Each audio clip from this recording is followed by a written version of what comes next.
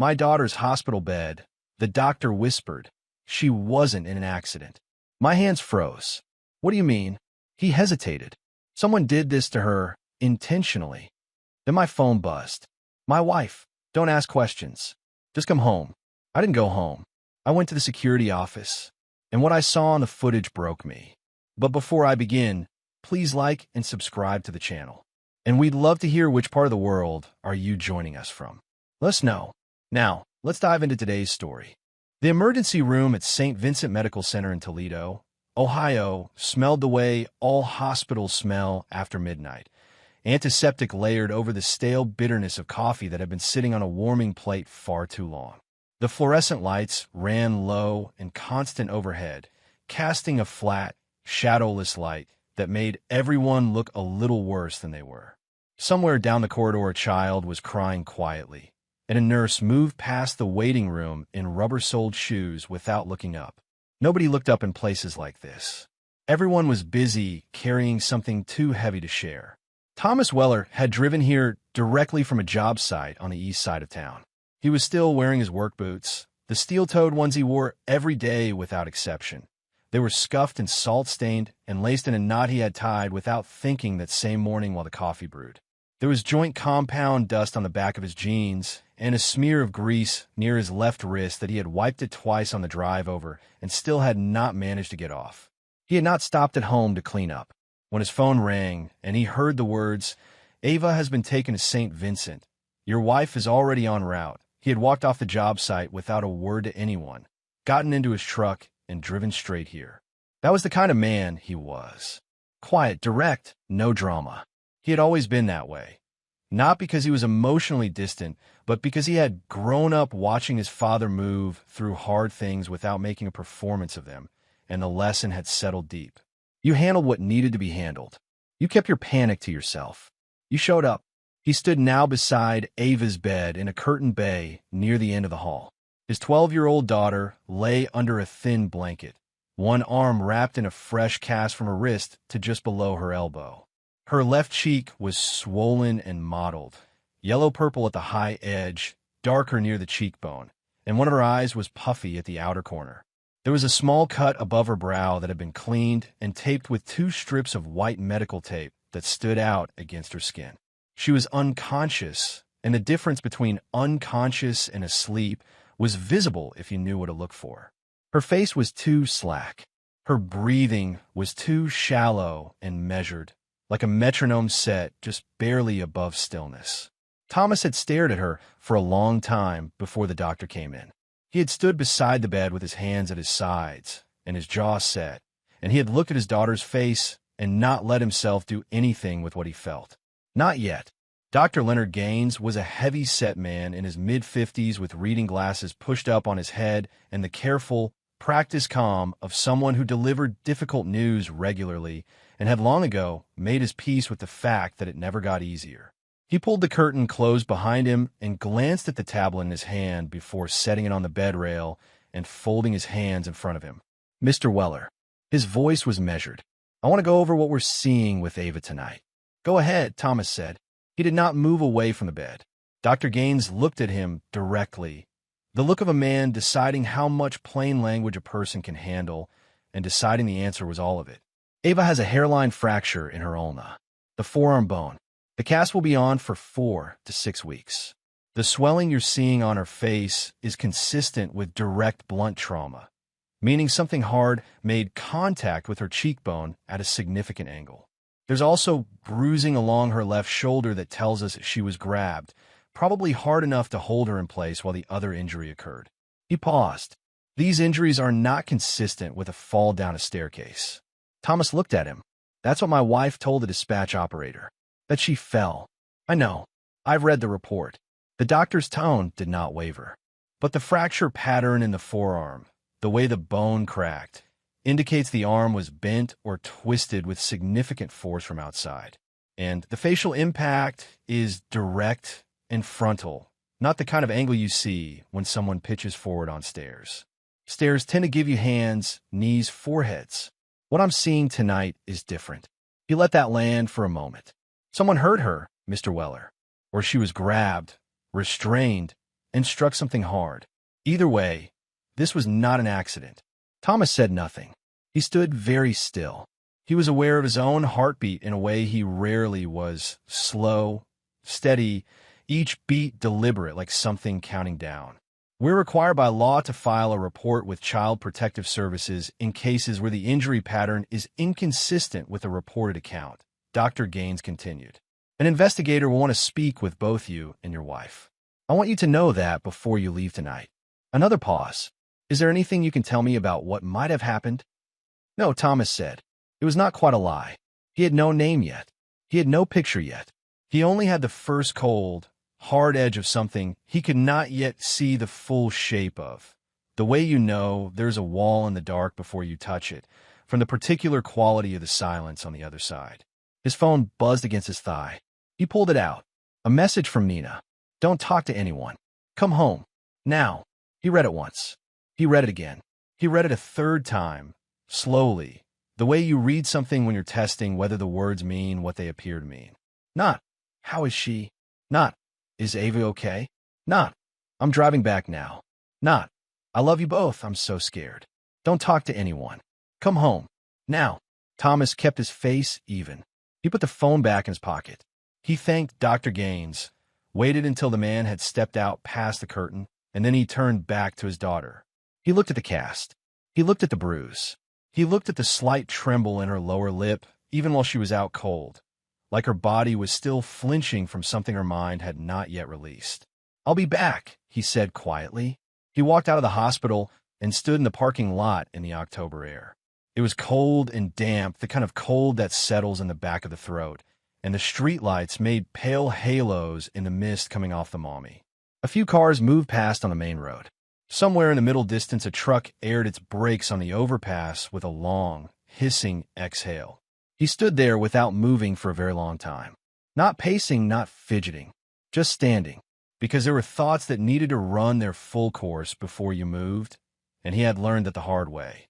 Rush a thought, and you get a rough edge. Let it run, and it comes out clean. When he finally got into his truck, he sat behind the wheel for another few minutes before starting the engine. He was thinking about the words, come home. Now, that was a woman managing a situation, not grieving, managing. The engine turned over. He pulled out of the parking lot. He drove. The drive home took 11 minutes. He knew the route, the way you know a song you've heard 1,000 times, without thinking, each turn arriving exactly when it should. He had driven this road in the rain, in the dark, after long days and early mornings. He knew the dip near the Carver Street overpass and the way the trees on Ellsworth closed over the road in summer and the particular patch of rough asphalt just before his block that made his front left tire knock if he hit it at speed. He had driven it for 8 years. It had never felt as long as it did tonight. He parked in the driveway and sat with the engine off. The kitchen light was on. The rest of the house was dark. The porch light was off. He went in through the side door. Nina was standing at the kitchen sink with her arms crossed, facing the window over the backyard. She was wearing jeans and a dark zip-up jacket. Her dark hair was pulled back tight, not the loose way she usually wore at home, but pulled back with the kind of care that meant she had retied it deliberately, which meant she had been doing something, moving around, and had put herself together before he arrived. She had changed since this morning. He noticed that. She didn't turn when he came in. She heard the door. He knew she heard it, but she stayed where she was until he had set his keys on the counter and the silence had gone on long enough to be a statement. You talked to the doctor, she said. It was not a question. Yes. The refrigerator hummed. Outside, a car rolled past on the street, its headlights sweeping briefly across the kitchen window. She fell, Nina said. Too quickly. The words had been waiting. Thomas kept his voice even. Ow! She tripped. On the top step. I told the dispatch operator the same thing. Which step? What? Which step exactly? Nina turned from the window. The third one from the top. She was in socks. You know how the wood gets slippery near the banister. She uncrossed her arms. Why are you interrogating me? Thomas heard that word and let it sit in the room. Interrogating. Not worried. Not trying to explain what happened to their daughter. Not frightened by the way he was asking. Interrogating. Like she already had a story she was defending, and the problem was his tone rather than the facts. He didn't say any of that. He nodded slowly and let his eyes move around the room at their own pace. At first glance, the kitchen looked ordinary. Dinner dishes still in the drying rack. The window above the sink fogged slightly from the heat inside, meeting the cold glass. Mail on the counter in a small pile. The kind of domestic still life that a house produces naturally, without effort. But Thomas was a man who worked with his hands and lived in close attention to the physical world, and men like that notice details. The picture on the wall beside the hallway door, a framed photo of the three of them at Put-in Bay, a trip they had taken 3 summers ago when Ava was 9, all 3 of them sunburned and grinning, was sitting crooked. The left side had dropped 2 or 3 inches below level. Thomas had straightened that picture just last week. He knew because it had been bothering him for days before he finally fixed it, and he remembered reaching up and adjusting it while Nina was on the phone with her mother. It had been straight this morning. He was certain. There was also a piece of broken glass in the trash can near the back door. Not at the bottom of the can, where something would land if it had broken and been swept up in the normal course of the day. It was sitting right on top, dropped there carelessly, recently. A curved piece of glass with a faint painted design on it. It was from a picture frame. Not a large frame, a small one. And the chair at the end of the kitchen table, the one closest to the hallway entrance, had been pushed back further than usual, its back angled away from the table, as though someone had stood up from it suddenly and not pushed it in afterward. None of those things were proof of anything by themselves. Together, they were sentence. The doctor is required to file a report, Thomas said, with Child Protective Services. Someone will come to speak with us, probably within a few days. Nina's jaw tightened just slightly. Fine. They'll probably want to see the house. Look at the staircase. Fine, Thomas. He watched her for a moment. She was controlled, almost perfectly controlled, the kind of control that you maintain through effort, not by nature. Her hands were still. Her face was composed. Her 12-year-old daughter was unconscious in a hospital bed with a fractured arm and a bruised cheekbone, and there was no moisture in Nina's eyes, no tremble in her voice, no evidence of the terror that should have been there. He had been married to this woman for 11 years. He had seen her cry at movies and at funerals, and once, memorably, at a news story about a dog that had been rescued from a frozen river 3 states away. He knew her face in grief. He was not looking at it now.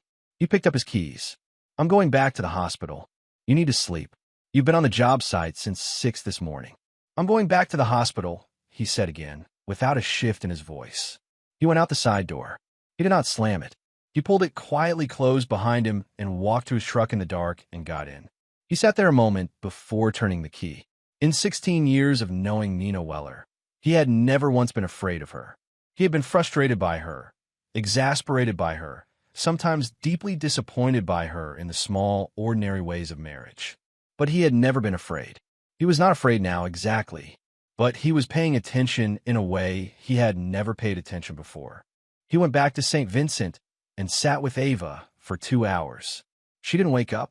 A nurse came in at 9:30 and checked her vitals and told Thomas in a patient voice that the sedation from the procedure was still working its way out of her system, that she was stable, that she would likely be more alert by morning. Thomas thanked her and sat back down and looked at his daughter's face and thought about nothing specific. Just let his mind rest on the facts, the way you rest a load on a flat surface while you figure out where it needs to go. He drove home after midnight.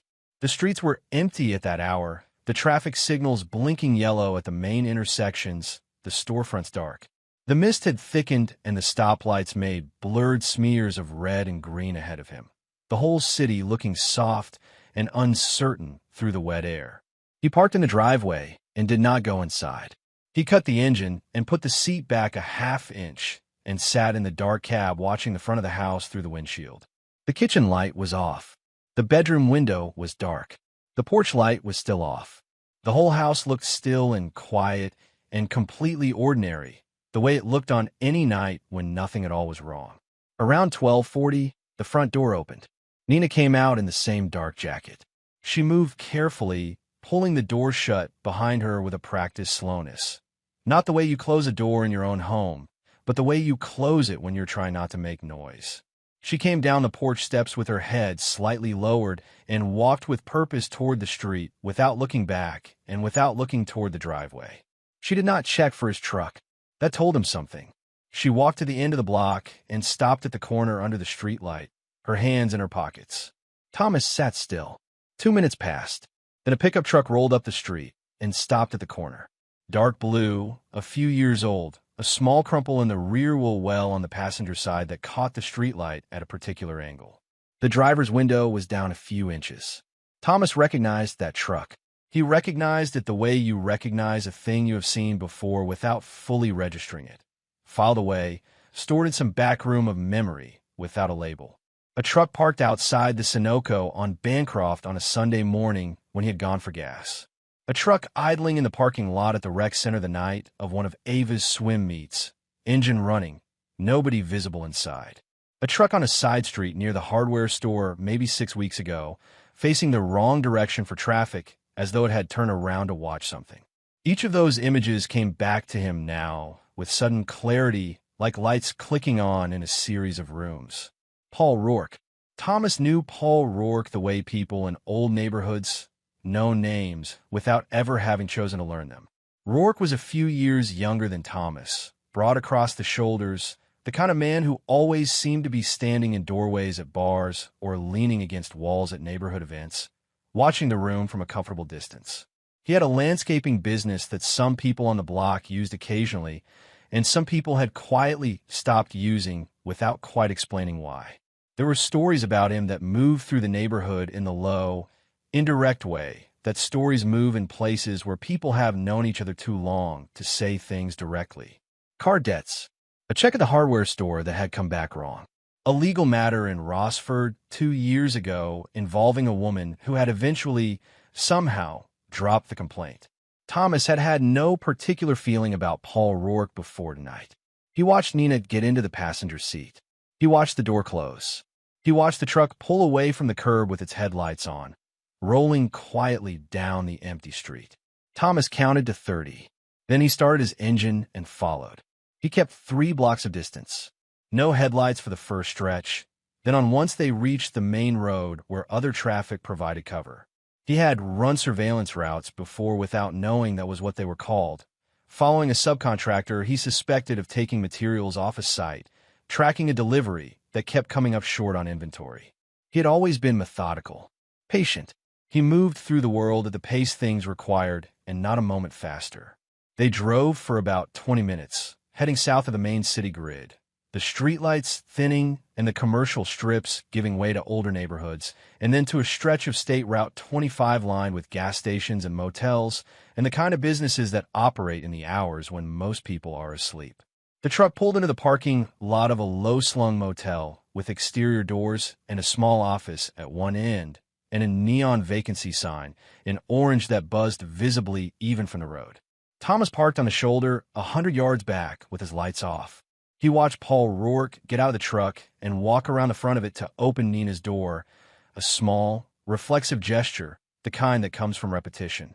The kind you do without thinking because you've done it many times before. He watched them go inside room 7. The light came on behind the curtain. The parking lot went quiet. Thomas sat in the dark for a long time after the door closed. He was not shaking. He was not crying. He was not filled with rage in the way people imagined rage worked. Red at the edges of the vision, chest tight, hands ready to move. He had always been suspicious of that kind of rage. It was a luxury. It required a person to stop thinking, and he was not willing to stop thinking. What he felt, sitting in his truck outside a motel off Route 25 at 1 in the morning, was something colder than rage. Something that had weight to it, like concrete setting, like a level held against a wall, perfectly still, perfectly true, reading something that could not be argued with. He drove home. He went inside.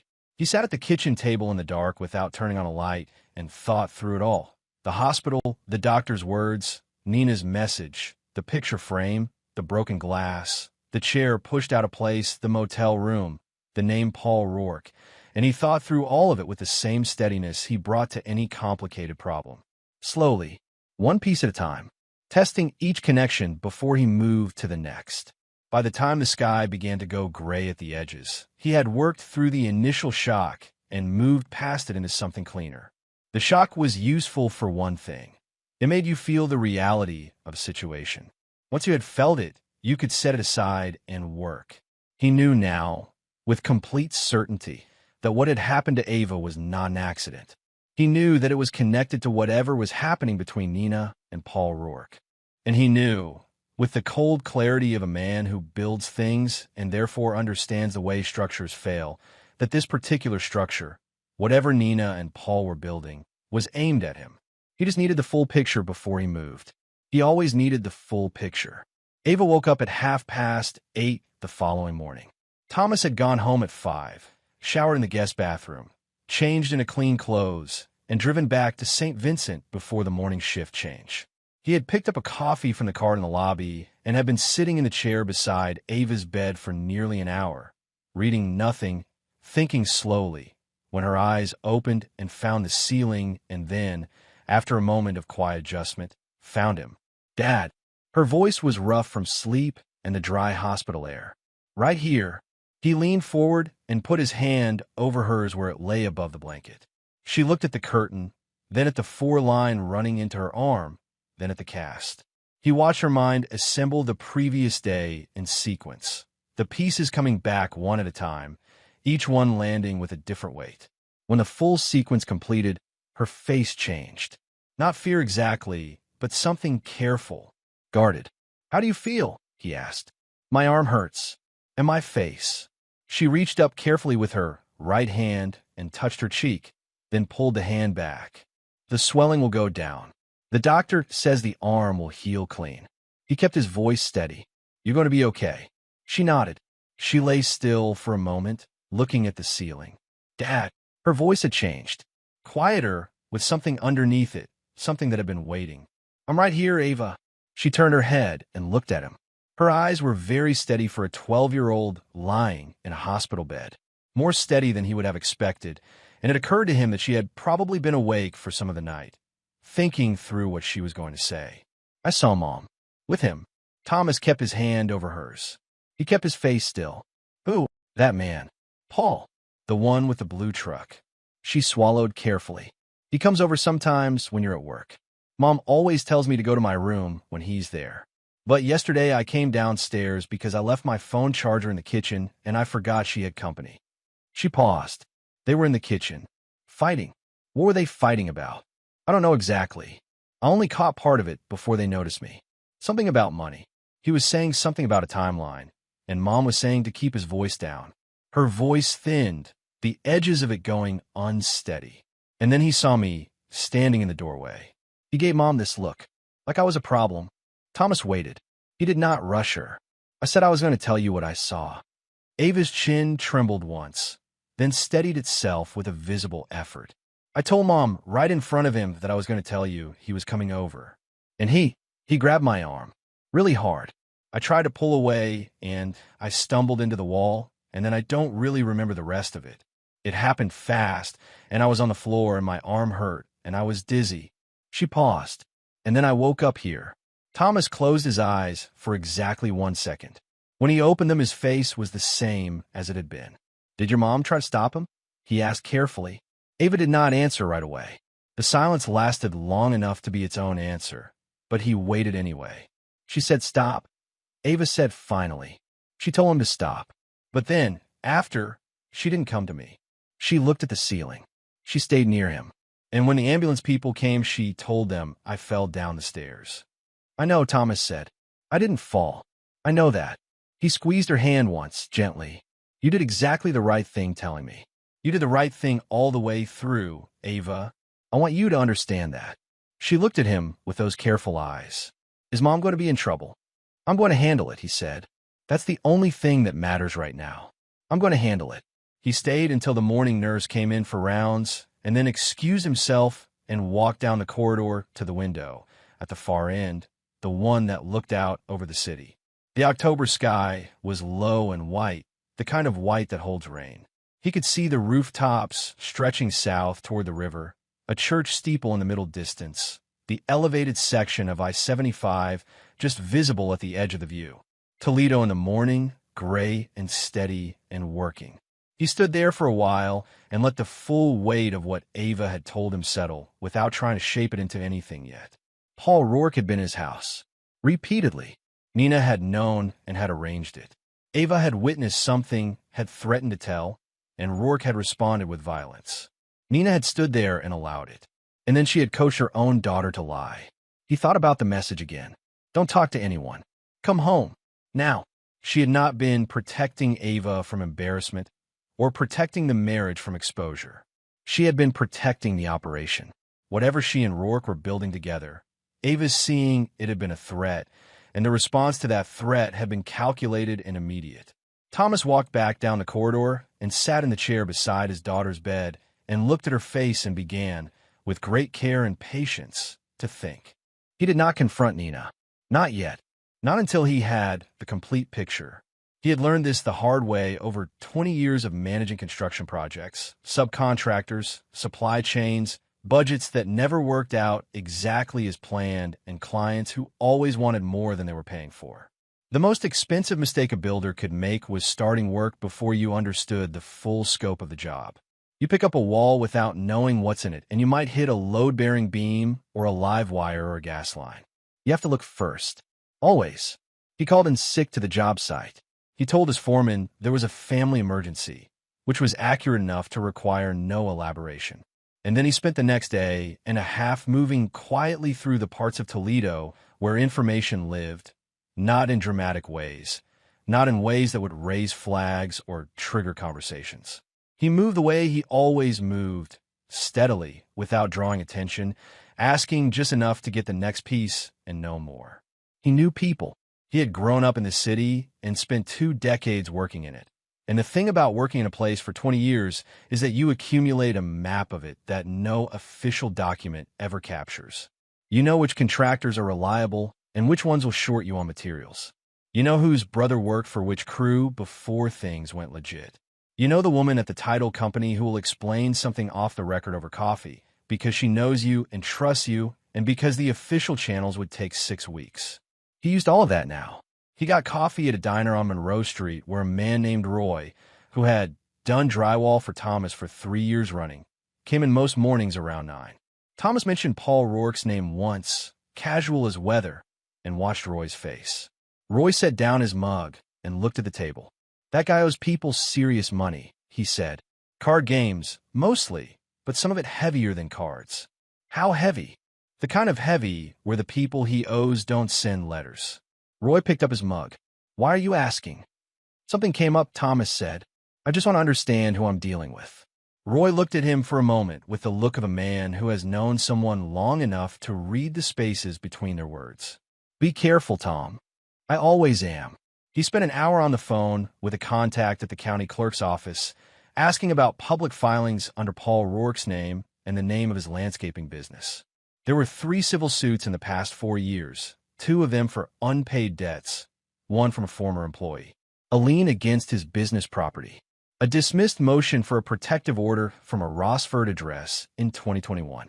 The picture that assembled itself from these details was not complicated. Rourke was a man in serious financial trouble, the kind that was not going to be solved by trimming hedges and mowing lawns. Then Thomas called Diane at the insurance brokerage on Central Avenue. He had known Diane for 8 years. She had handled the insurance on 3 of his job sites and on his home and vehicle policy, and there was a professional trust between them built of small, reliable transactions and nothing more dramatic than that. He said he wanted to go over the household policy and make sure everything was current, and he mentioned, almost in passing, the life insurance. Diane was quiet on the other end of the line. Well, she said, choosing her words. Nina came in about 6 weeks ago. She made some updates. Thomas kept his voice flat. What kind of updates? She added a new term policy. On you specifically. A pause. It's a fairly substantial policy, Tom. I assumed you were aware of it. I have her signature on all the documentation. How substantial? Diane told him a number. He thanked her and ended the call and set his phone face down on the seat of his truck and sat looking through the windshield at the brick wall of the building across the street. An old warehouse, converted into something else now, the loading dock bricked over, a new set of windows cut into the upper floor. He had driven past that building for years without looking at it. He looked at it now for a long time. The affair he had already processed. The lies he had already moved through. The injury to Ava was a wound he would carry for the rest of his life, but he had already converted the shock of it into something useful. He did what he always did with pain, acknowledged it, set it to one side, kept working. But this was different. This was not the impulsive destruction of a bad marriage. This was not someone caught in something and trying to cover it up. This was planning. This was a woman who had sat down in an insurance office 6 weeks ago and signed documentation for a policy specifically designed to pay out in the event of her husband's death. 6 weeks ago, before Ava saw anything, before the emergency room, before any of this had surfaced, the timeline made everything clear. This had been in motion for a long time. He thought about Rourke's debts. He thought about the motel room. He thought about the message, "Don't talk to anyone." He thought about the way Nina had said the word interrogating, not defensively, but strategically, try to make his questions the problem rather than her answers. He thought about what Roy had said, the kind of heavy where the people he owes don't send letters. And he thought, Paul Rourke needed money badly and quickly. Nina needed out of a marriage and access to a large payout. Together, they had been building something. Ava had been an accident of timing, wrong place, wrong moment. And Rourke had handled the complication the way a man handles complications when he is desperate and has stopped thinking clearly. With his hands, they were not just having an affair. They were planning his death. That evening, Thomas cooked dinner. He made pasta and a jar sauce from the cabinet. The simple kind, the kind he made on evenings when he was tired or didn't want to think about food. He set 2 plates at the kitchen table. He filled 2 glasses of water. He sat down and waited. Nina came in from the other room. She looked at the table, then at him, and he could see the small, rapid calculation happening behind her eyes. She was reading the room, reading him, trying to determine what he knew and how much and in what order. She sat down. "Ava is doing better," Thomas said, twisting pasta onto his fork. "Nurse called this afternoon. They're talking about releasing her in a day or 2.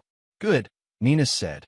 They ate in the particular silence of a house where too many things have been withheld for too long. The kind of silence that has texture to it. Thomas ate steadily.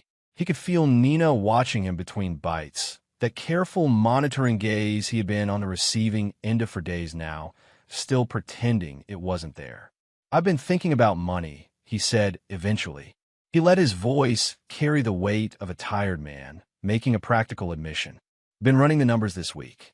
We're more stretched than I thought. Maybe it's time to make some real changes. Cash out some of the insurance options, restructure things. I'll call the broker at the end of the week." Nina looked at him across the table. It was very brief. A flicker, the way a pilot light catches for just a second before the full flame takes hold. Her eyes sharpened, not dramatically, not enough that anyone who didn't know her as well as Thomas did would have caught it. And her chin moved a fraction forward, and he saw something that was unmistakably, viscerally, interest. Then she smoothed it over and looked down at her plate. "That might not be the worst idea," she said. "Careful. Even. I'll make some calls this week," Thomas said. "Okay. Yeah." She pushed the pasta around her plate. He watched without watching. The peripheral surveillance of a man who had spent 20 years reading job sites, reading crews, reading the small physical tells of people who were about to do something they weren't supposed to do. Nina was not present at this table. She was somewhere else in her mind, working through something. The meal had given her information, and she was running it. He had given her exactly what he wanted to give her. A signal, an opening, a reason to accelerate whatever she and Rourke were already planning, because now the window was narrowing. The insurance was going to be restructured, and if they were going to use it, they would need to move. He cleared the plates. He washed them by hand the way he always did. He said goodnight and went to the bedroom and lay on top of the covers fully dressed, lights off, staring at the ceiling in the dark. He waited. 40 minutes later, he heard her footsteps in the hallway, quiet and deliberate, passing his door without pausing. He heard the soft click of the front latch. He heard, distantly, the sound of the blue truck pulling away down the street. He gave it 3 minutes. Then he picked up his phone and called Detective Frank Albury. Albury was the name on a card that Thomas had been carrying in his wallet for 3 years. a man he had met once at a neighborhood association meeting, a lean, quiet detective with a firm handshake who had given Thomas his card during a discussion about a string of tool thefts in the area. Thomas had kept the card because he kept everything that might be useful. He had never used it before tonight. It was past 10. Albury picked up on the third ring. "This is Thomas Weller. We met at a neighborhood association meeting 3 years ago. I need you to listen to me very carefully." He spoke for 12 minutes without stopping. He started with Ava in the hospital and moved through every piece in chronological order.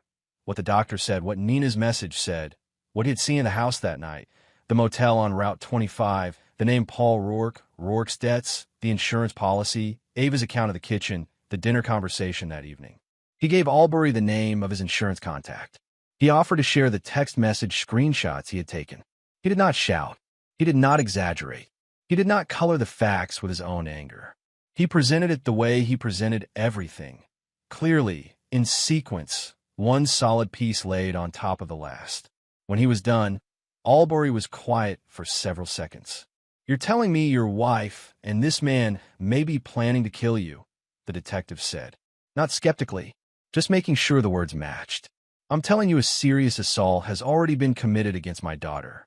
I'm telling you there's a life insurance policy taken out on me 6 weeks ago that neither I nor my broker were jointly consulted on. I'm telling you the man involved has significant criminal history and documented debts he can't service through legal means." Thomas paused. "I want to cooperate fully. Whatever you need. But I want this done right. I don't want a situation where they walk on a technicality." "Give me until tomorrow morning," Albury said. "I'll pull Rourke's record tonight. Don't change anything. Don't confront her. Maintain your routine." "Understood," Thomas said. "And Thomas." A pause. "You doing okay?" "I'm fine," Thomas said. He ended the call and set the phone on the nightstand and lay back. Outside the bedroom window, the neighborhood was quiet. A dog barked somewhere 2 streets over. A car passed, headlights crossing the ceiling in a slow arc. The refrigerator hummed from the kitchen. Thomas Weller did not sleep, but he was completely, absolutely calm. 2 days passed. Thomas went to his job site. He came home. He ate.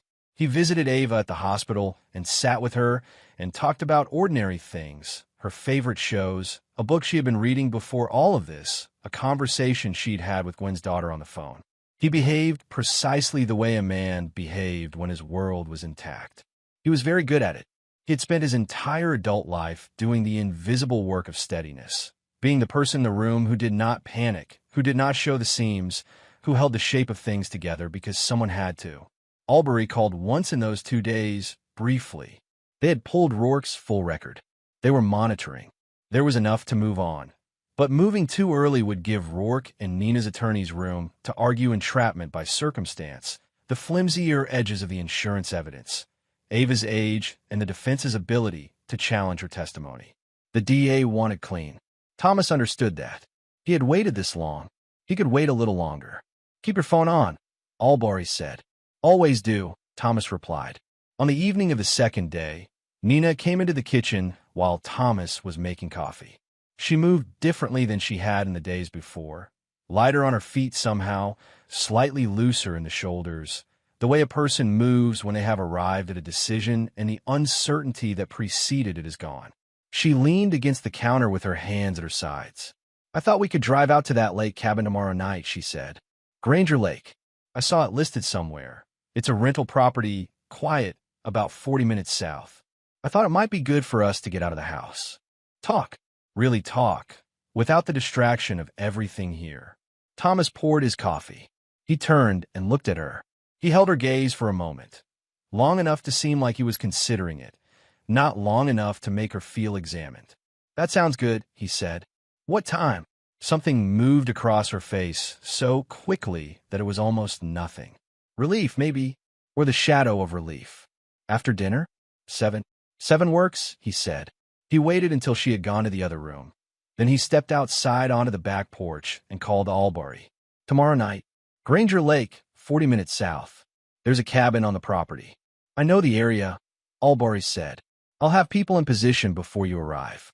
Don't be early. Let her set the pace.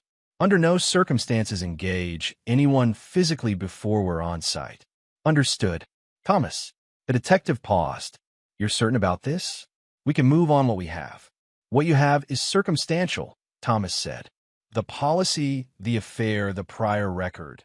It builds a picture, but it doesn't close it. You need them to move. You need an overt act that removes all ambiguity. He set his coffee mug on the porch rail. Let them make the move. I'll be ready. Silence on the line. All right, Albury said. All right. The following evening came in slowly the way October evenings in the Midwest come in. The sky bleeding from gray to a deep, bruised orange at the tree line to the west. The temperature dropping a full 8 degrees in the hour before dark. The air carrying the wet leaf smell of a season turning over. Thomas drove. Nina sat in the passenger seat with her hands folded in her lap, looking out the window at the darkening fields. They listened to the radio for the first few miles. Nina turned it off without saying anything, and after that there was only road noise and the sound of the heat running low through the vents. Thomas kept his hands loose on the wheel. He thought about Ava in the hospital bed. He thought about the cast. He thought about the words she had used. He grabbed my arm, and the way she had said it, not dramatically, just plainly, the way a child states a fact that is too large to embellish. He thought about these things in the controlled, deliberate way of a man choosing what to carry with him into a difficult room. He let it sit where it needed to sit. He kept it out of his hands. The turnoff for Granger Lake appeared on the right. A gravel road through old oaks, the trees closing in on both sides, their branches gone bare and skeletal against the last of the light. They followed it for a quarter mile before the cabin came up in the headlights. Low and dark, a single porch light casting a pale wedge down the wooden steps. Light behind the curtains inside. We're here, Nina said. Thomas parked and turned off the engine. He sat for one beat, one slow breath, and then opened the door and stepped out onto the gravel. The night was cold. Still, the lake was invisible beyond the tree line to the west, but he could hear it, a faint, steady lapping against the shore, the slow creak of a dockboard. An owl called once far off in the dark and went quiet. Then the porch light clicked on, and Paul Rourke stepped out through the front door. He stood at the top of the steps with his hands in his jacket pockets, one shoulder against the post, and looked down at Thomas. He was bigger than Thomas remembered from a distance, thick through the chest, heavy in the jaw, the kind of physical size that was meant to communicate something. He looked at Thomas with an expression that moved through surprise and out the other side into something more deliberate. He smirked. You actually came. Thomas stepped away from the car. He did not move toward the porch. He stood on the gravel with his hands loose at his sides and looked at Paul Rourke the way you look at something that has already told you everything you need to know, not with hostility, just with recognition. He heard Nina come around the car, behind him. She stopped a few feet back. He did not look at her. He could feel her presence, the stillness of it, the direction of it. And what struck him most in that moment was not fear or anger or any of the emotions he might have expected. What struck him was how quiet she was. No hesitation, no apology, nothing. Just silence, positioned deliberately behind him. Paul Rourke came down the porch steps one at a time. He moved with the loose confidence of a man who believed he was standing inside the perimeter of something he controlled. He reached the bottom step and stopped, tilted his head to one side, and looked at Thomas with a kind of appraising contempt. You know, he said, for a guy who runs job sites, you took longer to figure this out than I would have expected. Thomas said nothing. Rourke rocked slightly on his heels. You were never supposed to be this hard to deal with. That's the thing about quiet guys. You never know what they're actually carrying. He pulled his hands from his jacket pockets. So what now? You want to have a conversation? I want to hear it from her, Thomas said. He kept his voice flat. Not angry, not cold. Just exact. Rourke glanced over Thomas's shoulder at Nina. Something unspoken passed between them in that glance. A question, a calculation, a brief negotiation conducted entirely without words. Thomas turned his head slightly, not enough to take Rourke fully out of his sight line, but enough to make it clear he was addressing the space behind him. Nina. A long silence. The lake moved in the distance. The trees stood bare and still against the dark sky. And then Nina spoke. Her voice was steady, level, the voice of a person who has rehearsed something and is no longer afraid of delivering it. We needed money, Thomas. Paul is in serious debt. I need it out. I've needed out for a long time. She paused. You were never going to walk away from the house or the accounts without fighting everything in court for years. This was a faster way through. A faster way through, Thomas said quietly. Through my death. She did not answer that directly. The silence was its own confirmation. And when Ava came downstairs and saw you together, Thomas continued, and said she would tell me, Rourke put her in the hospital. Silence. She's 12 years old, Nina. He said it without raising his voice. He said it without any theatrics at all, just the words precise and level, carrying only the weight that was already in them. She is 12 years old, and she was in that kitchen, and he put his hands on her, and you stood there. And then you told her to lie about it. Nina said nothing. Her jaw moved once, the way a jaw moves when a person is deciding whether there is any useful response to something, and then it stopped. Because there was no response. She knew it, and he knew it. Rourke shifted his weight. He drew a breath. Thomas saw it, the expansion of his chest, the slight opening of his mouth. And then the headlights came. The first pair swept up the gravel road through the trees in a long, hard arc, washing across the cabin and the porch, and all three of them in cold white light. Then 2 more pairs. Then the lights were everywhere, from the roadside and from the tree line on the left, and the sound of car doors swinging open-cut through the night air like switches thrown one after another. A voice came through a bullhorn, clear, professional, no emotion in it at all. Toledo Police. Do not move. Keep your hands where we can see them. Paul Rourke ran.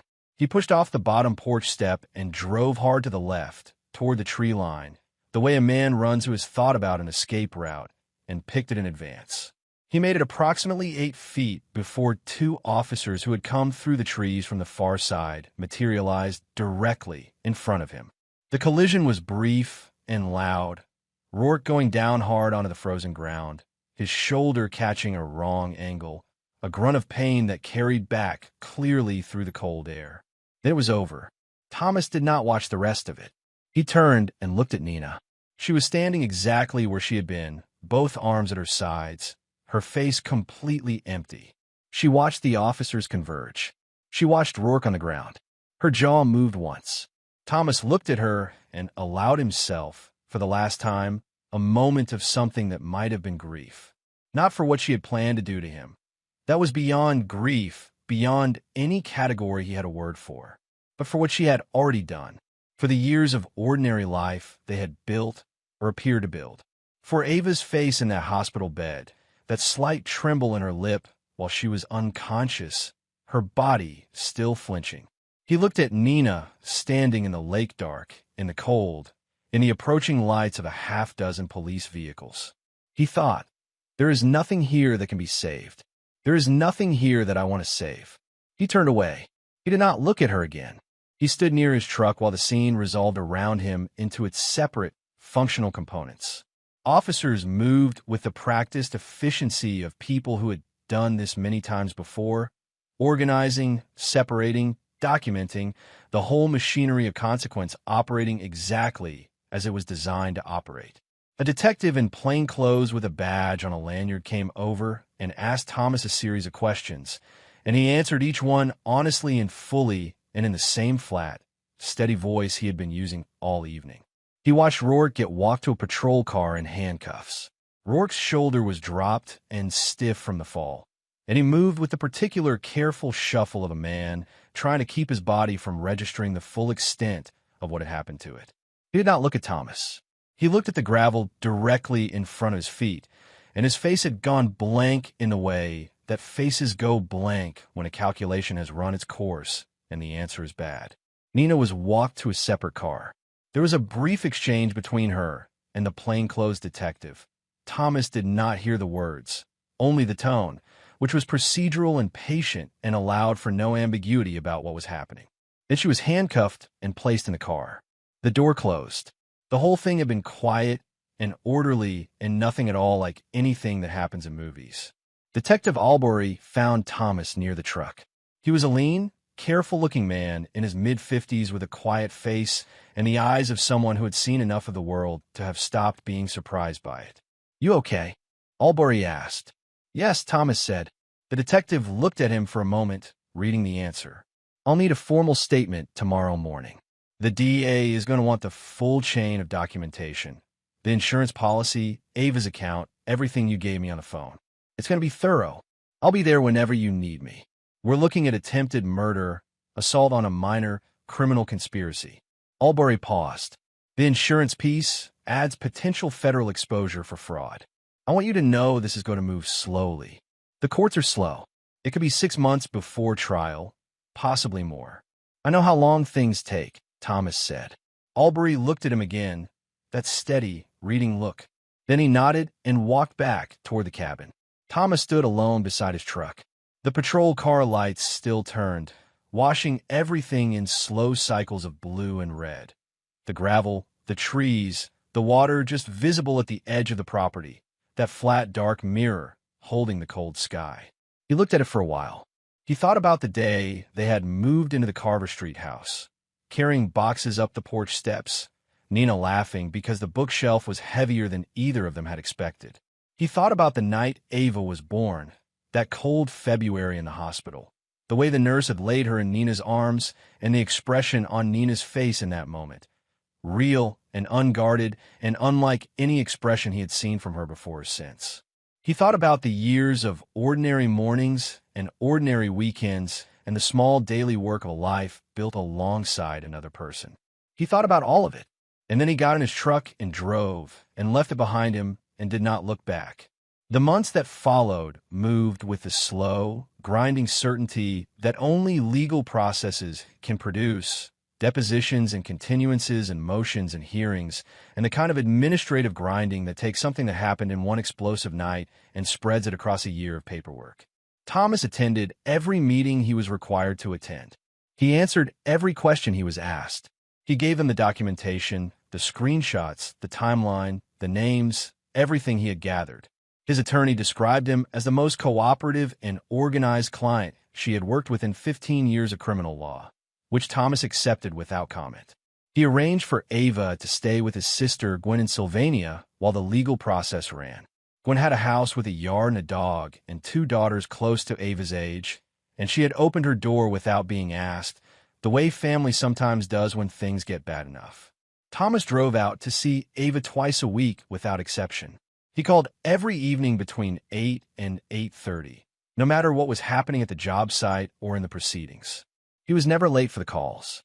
He never canceled. Ava adjusted, in a way children adjust when the adults around them are honest with them and don't treat them as if they need to be protected from the truth. She was quiet for the first few weeks, then less quiet. She went back to school after winter break. She joined the swim team again in the spring. She was 12 going on 40. Thomas thought sometimes, watching her, she had a steadiness in her eyes now that had not been there before, the particular steadiness that comes from discovering that you can survive a thing you expected to break you. He was proud of her in a way that he did not have adequate words for. The trial took place the following spring, on a Tuesday in April. Paul Rourke's public defender made several angles of argument, and none of them held under cross-examination. Nina's private attorney advanced the position that she had been manipulated and controlled by Rourke, that the plan had been his, and she had been swept along by circumstances and by a relationship she could not navigate clearly. The jury listened. They deliberated for 11 hours. Then they returned. The verdicts were read in a courtroom that had the particular institutional silence of a space that had absorbed a great many hard things over many years. Guilty on all counts for both of them. The insurance documentation and the timeline were simply too clear. Ava's testimony, given carefully and without drama from the stand, had been the thing that closed it, 12 years old and precise, looking at the jury and telling them what she had seen and heard in that kitchen, her voice steady the entire time. Nina received 8 years on the conspiracy charge, 3 years concurrent on the fraud count. Rourke received 12, attempted murder, assault on a minor, conspiracy to commit fraud. No deals, no leniency. The judge spoke to Nina before sentencing in a voice that carried no particular heat, but a great deal of deliberateness. He said that the court understood the pressures that led people to desperate decisions. He said that desperation was not exculpatory. He said that the assault on a child was the factor that removed from his consideration any leniency he might otherwise have weighed. Thomas sat in the third row. He listened to the sentences read. He watched the bailiff lead them both out through the side door of the courtroom. He watched until the door closed behind them. He did not look at Nina, not once during the entire proceeding. He walked out of the courthouse into the April air, bright and cold, the smell of rain somewhere off to the west, the buds on the courthouse trees just breaking into their first pale green. He stood on the top step for a moment and tilted his face toward the sky. Then he walked to his truck and drove to Sylvania to pick up Ava. They went to a park near the river that Ava had loved since she was small. A long path along the water, benches set back under old cottonwood trees, a stretch of bank where herons sometimes stood in the shallows in the mornings. The trees were just coming in, that first tentative green that always looked slightly uncertain, like it wasn't sure yet whether the cold was really done. The river was running high and fast from the spring melt, brown and full, moving with purpose. Ava's cast had been off for months. Her arm had healed without complications. She walked beside Thomas with her hands in the front pocket of her sweatshirt and her face turned toward the water, and she was taller than she'd been in October. He noticed that sometimes the way a hard season could pass and your child would be taller on the other side of it, as though growth had been happening the whole time underneath everything else. They sat on a bench. The river moved past them. A heron stood on a flat rock in the shallows downstream, absolutely motionless, watching the water with the total patience of a creature that has evolved to wait. It was today, Ava said. Not a question. She had been waiting to ask. Yes. What did they get? He told her. He gave her the sentences plainly and without softening them, the way he had always told her things. She had earned plainness. She nodded slowly. She looked at the river for a while. Is Mom coming back? No, Thomas said. She sat with that for a moment. The cottonwood leaves turned slowly in the light above them. A pair of mallards worked their way upstream along the far bank, unhurried. Okay, Ava said. She didn't cry.